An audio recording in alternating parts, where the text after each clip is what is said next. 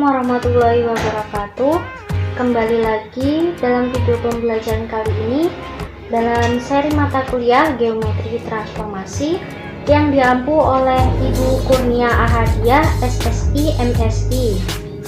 Pada video kali ini kita akan membahas mengenai pencerminan atau refleksi.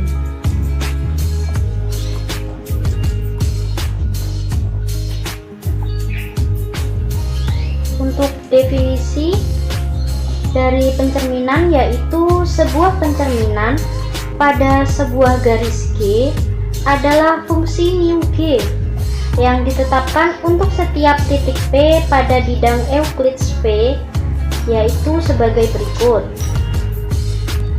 Jika P merupakan elemen dari garis G, maka mu GP sama dengan P. Seperti pada gambar 2.11 yang poin A yang ini. Nah, selanjutnya yaitu jika P bukan merupakan elemen dari G, maka mu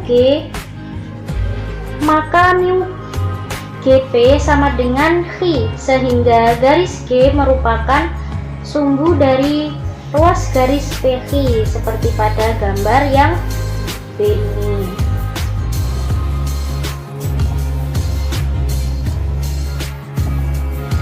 Selanjutnya, misalkan diberikan titik sembarang, yaitu titik A, B, dan C, serta garis G, maka kita akan melukis titik A aksen sehingga A aksen sama dengan mu G dan titik A. Kemudian titik B aksen sehingga B aksen sama dengan mu GB. Kemudian titik C aksen sehingga titik C aksen sama dengan mu GC.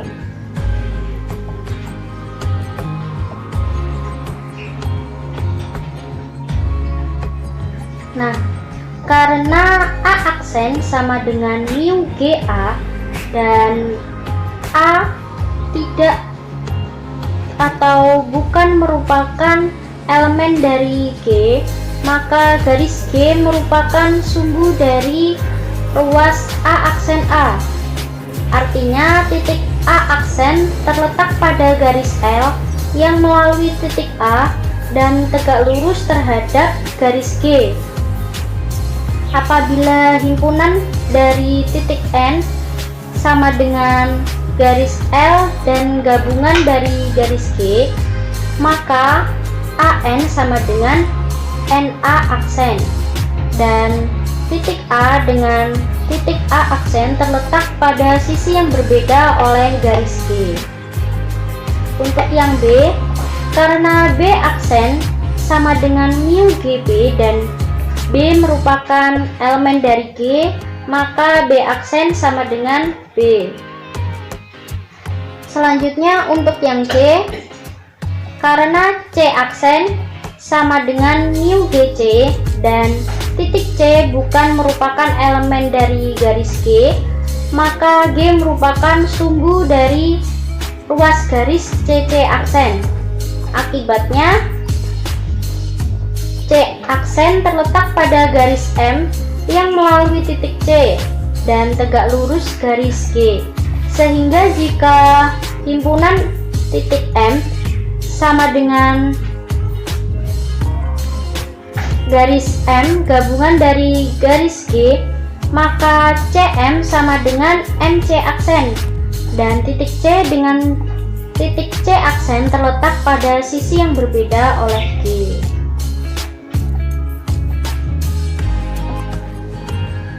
Nah, untuk lukisannya yaitu kita buat garis L melalui titik A tegak lurus garis G seperti ini.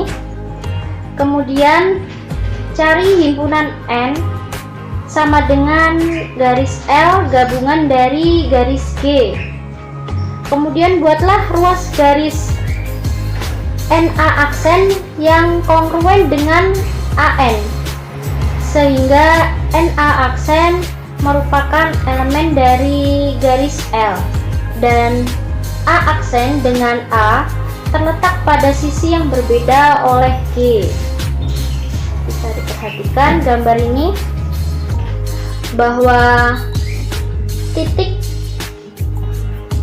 bahwa ruas garis NA aksen kongruen dengan ruas garis AN atau NA ini.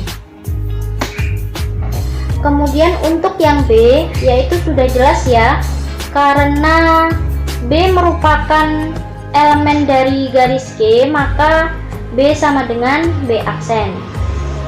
Kemudian untuk yang C, buat garis M melalui titik C tegak lurus garis G.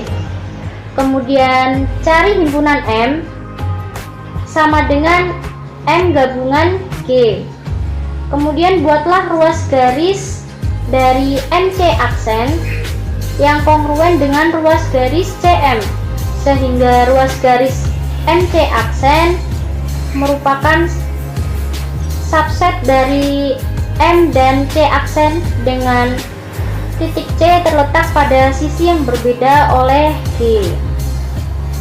Seperti ini gambarnya, bahwa garis MC aksen, ruas garis MC aksen kongruen dengan ruas garis MC atau CM. Selanjutnya kita masuk pada pencerminan sebagai suatu isometri.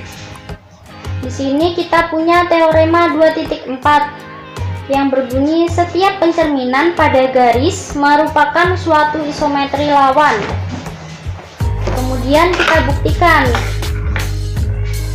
berdasarkan pengetahuan pada definisi 2.1 dan definisi 2.5 serta teorema 2.4 ini dapat ditunjukkan melalui 4 tahapan, yaitu yang pertama kita akan membuktikan pencerminan suatu transformasi.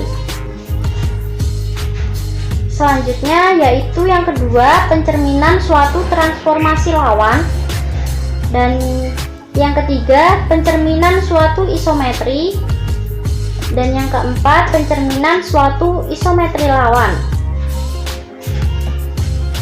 Selanjutnya ambil sembarang pencerminan, namakanlah dengan mu G. Yang pertama, kita akan membuktikan bahwa mu G atau pencerminan tersebut sebagai suatu transformasi. Yang pertama, mu G suatu fungsi dari V ke V, atau V ini merupakan bidang Euclid. Berdasarkan definisi 2.6, jelas bahwa domain dari mu G adalah V. Daerah hasil dari mu G juga pada V, sebab apabila Anda mengambil titik X yang merupakan elemen dari V dan juga titik X merupakan elemen dari garis G atau titik X yang bukan merupakan dari garis G. Untuk X yang merupakan elemen dari garis G, maka mu Gx sama dengan X elemen V. Untuk X yang bukan merupakan elemen dari garis G, maka mu Gx sama dengan Y, di mana garis G sumbu dari ruas garis XY. Artinya ruas garis XY subset dari V, sehingga titik Y merupakan elemen dari V. Artinya mu G adalah bidang V juga. Jadi mu G suatu fungsi dari V ke V. Yang selanjutnya kita buktikan bahwa mu G suatu fungsi kepada. Ambil titik Y yang merupakan elemen dari V, artinya titik Y merupakan elemen dari garis G, atau titik Y yang bukan merupakan elemen dari garis G. Untuk titik Y yang merupakan elemen dari garis G, ada prapeta X sama dengan Y, sehingga mu G X sama dengan Y. Untuk titik Y yang bukan merupakan garis G, ada titik X elemen dari V, sehingga garis G merupakan sumbu dari ruas garis XY. Hal ini berarti bahwa mu Gx sama dengan Y. Artinya titik Y mempunyai prapeta yaitu titik X. Karena setiap Y yang merupakan elemen dari V selalu mempunyai prapeta anggota V, maka mu G merupakan fungsi kepada. Maka pembuktian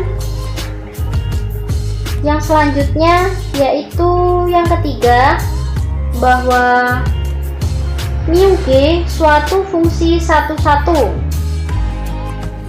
Ambil dua titik sembarang, yaitu misalkan kita punya titik A dan B yang merupakan elemen dari V, sehingga mu G titik A sama dengan mu GB. Misalkan C sama dengan mu GA sama dengan mu GB, artinya titik C merupakan elemen dari G atau C bukan merupakan elemen dari garis G. Untuk C elemen dari garis G, maka A, B elemen dari garis G. Akibatnya mu GA sama dengan titik A dan mu GB sama dengan titik B. Jadi A sama dengan B. Selanjutnya untuk C yang bukan merupakan elemen dari garis G, G merupakan sumbu dari AC dan BC. Akibatnya A sama dengan B. Untuk setiap pasangan A, B elemen dari V, sehingga mu G A sama dengan mu GB yang mengakibatkan A sama dengan B, maka mu G suatu fungsi satu-satu. Nah, karena mu G suatu fungsi dari V kepada V dan satu-satu, maka mu G suatu transformasi.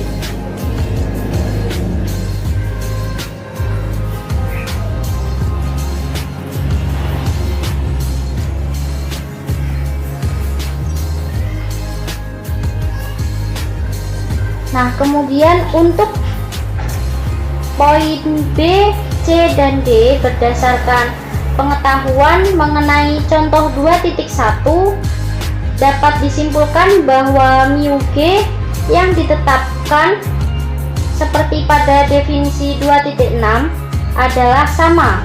Akibatnya menunjukkan bahwa mu G suatu isometri. Kemudian berdasarkan contoh 2.3 kita dapat menyimpulkan bahwa mu G suatu isometri lawan. Selanjutnya kita punya definisi 2.7, yaitu suatu transformasi yang balikannya adalah transformasi itu sendiri disebut suatu involusi. Karena ini definisi, sudah tidak akan kita buktikan. Selanjutnya teorema 2.5, yaitu setiap pencerminan pada garis merupakan suatu involusi. Nah, karena ini teorema, berarti kita akan melakukan pembuktian teoremanya.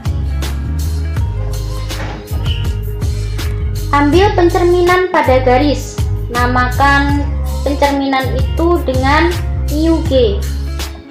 Ditunjukkan bahwa mu G inverse sama dengan mu G. Ambil titik X sembarang titik pada V. Ada dua kemungkinan, yaitu titik X merupakan elemen dari G atau titik X bukan merupakan elemen dari G. Untuk titik X yang merupakan elemen dari G, mu G bundaran mu G X sama dengan mu G X, atau sama dengan mu G titik X sama dengan X sama dengan epsilon X. Untuk titik X yang bukan merupakan elemen dari garis G, misalkan mu X sama dengan Y, akibatnya garis G sumbu dari ruas garis dari XY, artinya sama dengan G sumbu dari ruas garis YX, sebab ruas garis XY sama dengan ruas garis YX. Jadi mu G Y sama dengan X. Kemudian kita perhatikan mu G bundaran mu G X sama dengan mu G X sama dengan mu G Y sama dengan X sama dengan epsilon X. Jadi mu G bundaran mu G X sama dengan epsilon X untuk setiap titik X yang merupakan elemen dari V. Akibatnya mu G bundaran mu G sama dengan epsilon. Jadi mu G inverse sama dengan mu G.